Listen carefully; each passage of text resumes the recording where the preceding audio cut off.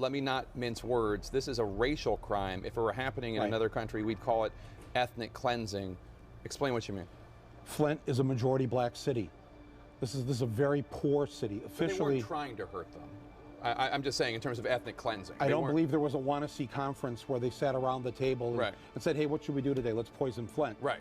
But what they did do is they made a decision, just like the car companies, just like lots of people, where they go, what's going to cost us more? Putting the $7 part in the car or the lawsuits we're going to get from the accidents it's going to cause? Yeah. This is a cover-up. It's fraud. It's a version of manslaughter now because we have 10 people that have died from Legionnaire's disease, 87 cases. Well, the doctors now are saying, yes, it's connected to this Flint River water. I mean, it's just, they could have fixed this at any point in time, but once they saw that they'd made the mistake, I think like a lot of politicians, they figured these people are poor, they didn't vote for us, they don't have any political power, and so, you know.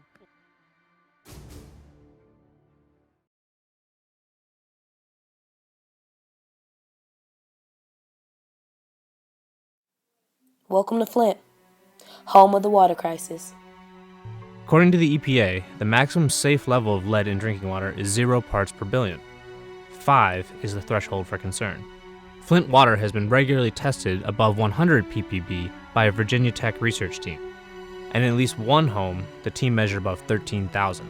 5,000 is considered toxic waste by the agency. That water is much more corrosive, and that corrosivity is causing the lead to leach out of lead service lines, galvanized pipe, and copper lines that use lead solder. Flint, like many once booming industrial towns in Michigan, has been in so much financial trouble that the state appointed emergency managers to take care of the budget and rein in spending. Emergency managers are not elected officials. They are appointed by the governor. They are used exclusively in low-income minority communities. Flint's children will pay a hefty price for the choices made by people never meant to represent them. In September 2015, out of suspicion of high levels of lead in the water, Dr. Mona Hanna-Attisha, a local doctor, began testing the blood of local children. This research is concerning. These results are concerning. And when our national guiding organizations tell us primary prevention is the most important thing and that lead poisoning is potentially irreversible, then we have to say something.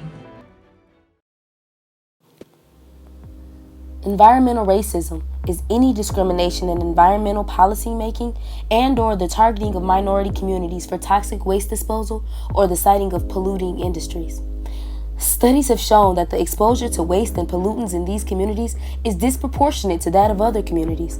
The studies show that excess exposure to these pollutants can lead to the development of cancer, congenital anomalies, low birth weight, and notably higher mortality rates. In the case of Flint and lead in the water, children in our community will have a higher risk of developing mental and behavioral disorders like dyslexia and ADHD. So, our environmental justice class organized the event, Change Day.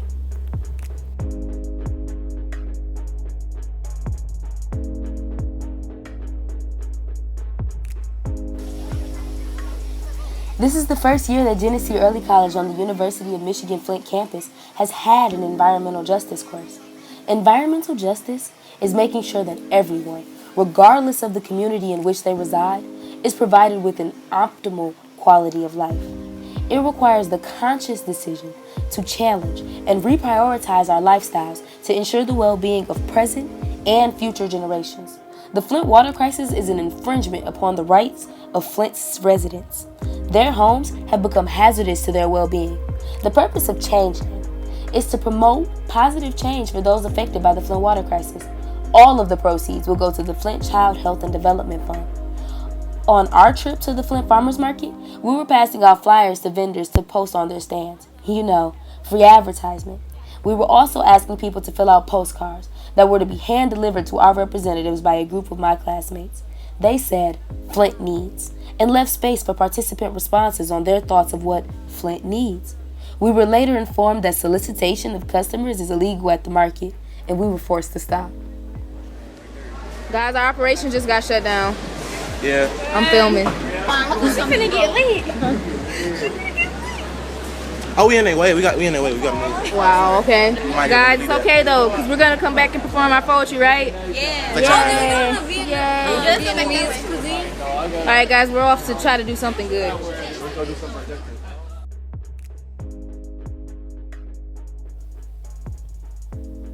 Despite feeling slightly deterred by having to stop our efforts to get our voices heard, our class still forged ahead in the development of our event. For Change Day, our class split into 7 groups, each with their own project designed to create a lasting change in our community.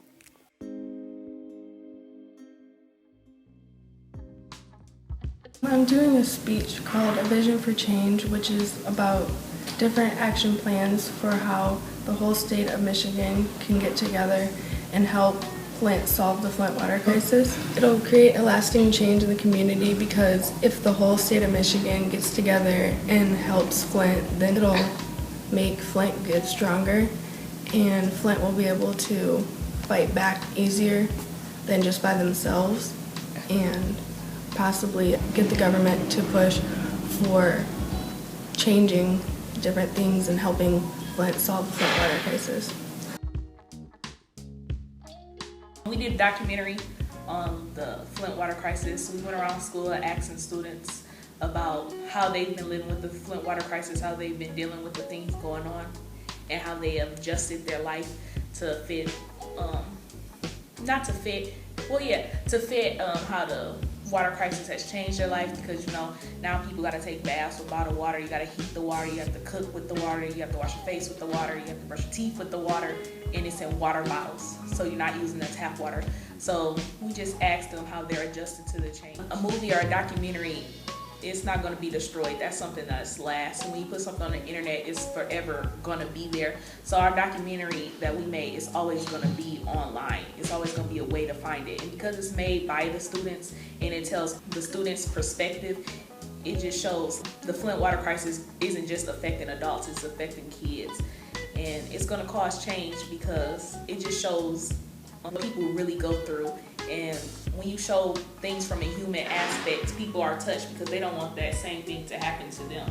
So at the end of the documentary, we're going to have a petition to get rid of the emergency manager law because no longer do we want our governor to be able to say you can't be in control of your own city. The people that you vote for aren't doing a good enough job to my standard. So I'm going to put somebody else who you did not vote for to take over the city. The 7 of us went to Lansing to speak with 3 representatives, Sheldon Neely, Charles Smiley, and Phil Phelps. Unfortunately, we could not talk to them because they were in session. Coincidentally, the session was moved down in time, so it went over. So it was supposed to be from 1:30 to 4:30, but the Speaker of the House changed it from 10 to 4:30. So we couldn't. Wait, if one of our appointments was at 2 o'clock, they would still be in session no matter which time it was. Yeah. Anyway, we went there to ask the 3 of them various questions about the Flint water crisis and what they're doing on the legislative part of it, and to let them hear what the residents want and are doing. I think we just felt that they didn't really care about what we had to say because they didn't, meet with us personally. They didn't inform us that the meeting would be longer than it was supposed to be. It was frustrating. I felt like I was treated like an adolescent kid. I felt like I was not to be interviewed with. They didn't care. They didn't give you the respect you deserve, you feel? Yeah. Need to put some respect on the Lansing 7. I think us as kids, as young adults, coming to them, the youth of Flint, coming to them and telling them how we feel, I think that sparked other people to follow us and follow what we want to start. And we're going to definitely follow that citizens guide. I also think that it will make a lasting change because with the bills that Clyde Edwards presented to us, aren't we gonna present it June 10th so we can get the people that come to June 10th to write letters to get those bills passed. So basically, we created a rap that's written by all of us, and we have spoken word inside of it. So basically, our rap is going to explain how the Flint water crisis is affecting many Flint residents and how we want to help change it. And yeah, we just created a rap that'll hopefully get out. But yeah. Mm-hmm. What do y'all have to say? By spoken word, do you mean like poetry, or do you mean No, you stop and it's speak? actually a rap. I'm just saying like spoken word, like it's spoken words, like words are spoken from our heart. Oh, okay. So you mean you stop and talk to us for a little while? Okay. After I rap, and every once in a while we sing. I think it'll create a change because if we get like out to people, reach out is what like basically what the Flint residents need to do. Because we need to get out to like representatives and stuff, and then make it where people that have authority will make a change. Yeah, That's basically we'll catch someone who has authority eye. Okay. So we could let them know like how Flint is and how we need them to start taking authority over everything that's been going on instead of making up excuses on how they didn't know and how other people didn't know anything about it. Okay, so my project is writing a song about the Flint water crisis, and thankfully I have the help of my boyfriend, who's a musician, who will be playing it, and we're going to record it and play it at church. I hope that it raises awareness, and at the end I'm going to ask the audience to sign a petition. And I'm What's the petition for? To fund healthcare for those affected by the water crisis, those poisoned. And hopefully that the people get the help that they need. My group did spoken word to create change. Everyone doesn't hear facts and statistics and suddenly care. Some people need to feel, need to have their hearts brought into the equation. We wrote poems from the perspectives of people in the near future that have been affected by the water crisis. Performances are scheduled on June 9th at the Flint Farmers Market and June 10th, or Change Day. For now, they are fictional, but our characters' lives will become reality for some of the people of Flint. I believe it will create change because even if people don't remember that almost 42% of Flint is below the poverty line and over 50% of its population is black a few years after this event, they may remember a line or two from our poems and help the people in our city. We're called T-Shirts for Change. We designed a shirt that shows lead and Flint on a balance, showing that Flint outweighs lead. And on the back it says, lead will last longer, but Flint is stronger. So we thought it was a great way to represent our city. And it basically shows that lead doesn't just end right away. It keeps on going from generation to generation. So we feel like it's kind of a little wordplay. We thought it was a little creative to put on there. All of the money is going to be funded to the Flint Child Health and Development Fund so that the children that are affected by the lead poisoning could have some money put towards their education.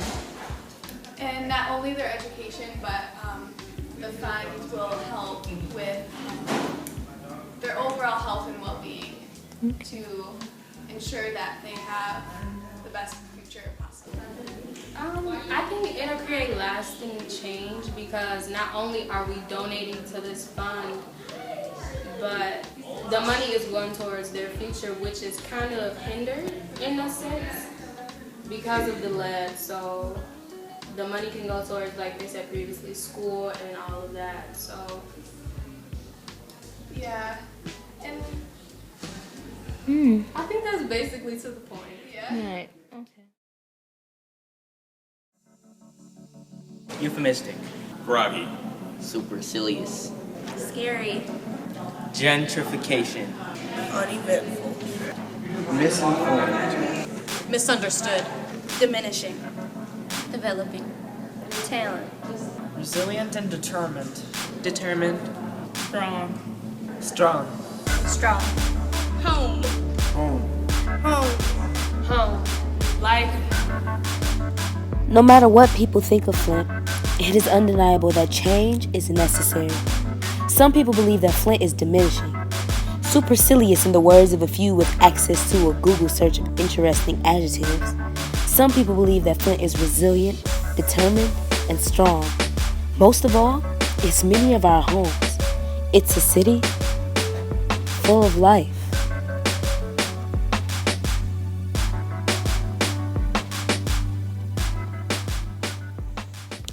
Almost everyone is outraged at the existence of a water crisis in a city in Michigan, home of the Great Lakes. It's expressed in a number of ways. Just look at the Flint River. Look at what it's surrounded by. And the residents of Flint were forced to drink from it, poisoned by it as its water leached lead from the pipes on its way to their homes. So I ask you, if a group of high schoolers, kids as many as would like to treat us, can come together to fight for lasting change for the city, what are you going to do? Will you stand by and let Flint become another victim of environmental racism, never rectified? Or will you join our cause? Either way, the students of Genesee Early College are just getting started. I mean, sometimes you got people going against you and you just got to go above and beyond all that. Let's go. Straight up the top, just so you know ain't no stopping us. Yeah, I see you been watching us. You could try, but you better off I ain't a spectate from the audience. Why you hating from the bleachers? Cheerleaders is loving us. Grab a pom-pom, baby. Last year we was last place, this year we in first. We was hungry for the title, now we quenching our thirst. You was on your best behavior, yeah, we on our worst. Killing the competition, rolling around in a hearse. Life is like chess, except it ain't a game. Some pawns remain pawns, some pawns become kings. Think before you move, think 3 steps ahead. Peep game, protect queen. Some rooks get took, some knights get swiped, some bishops get slain. I'ma tell you like my homie told me, life is like chess except it ain't a game. So when you gotta want it, you know my team want it. You know my team want it. You ain't no stopping us. Nah, ain't no stopping us. Nah, ain't no stopping us. So when you gotta want it, you know my team want it. You know my team want it. You ain't no stopping us. Nah, ain't no stopping us. Nah.